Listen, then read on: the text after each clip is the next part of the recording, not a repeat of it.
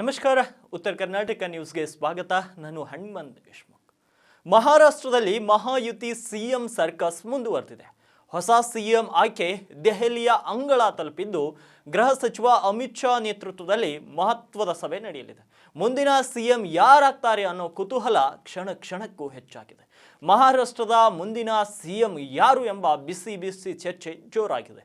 ಚುನಾವಣಾ ಫಲಿತಾಂಶ ಪ್ರಕಟವಾಗಿ ವಾರ ಕಳೆದರೂ ಮಹಾರಾಷ್ಟ್ರದ ಮುಖ್ಯಮಂತ್ರಿ ಯಾರು ಎಂಬುದು ಸ್ಪಷ್ಟವಾಗಿಲ್ಲ. ಸದ್ಯ ಮಹಾರಾಷ್ಟ್ರ ಸಿಎಂ ಆಯ್ಕೆ ಕಂಗಟ್ಟು ದೆಹಲಿಯ ಅಂಗಳವನ್ನ ತಲುಪಿದೆ. ಮುಂದುವರೆದ ಮಹಾರಾಷ್ಟ್ರ ಮಹಾಯುತಿ ಸಿಎಂ ಸರ್ಕಸ್. ಅಮಿತ್ ಶಾ ಜೊತೆ ಫಡ್ನವೀಸ್ ಸಿಂಧೆ ಪವರ್ ಚರ್ಚೆ.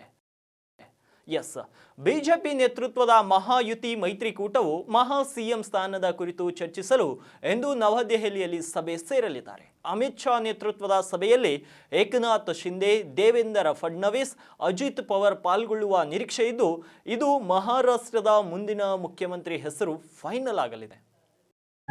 ಪ್ರಬಲ ಖಾತೆಗಳಿಗೆ ಏಕನಾಥ್ ಶಿಂದೆ ಡಿಮ್ಯಾಂಡ್.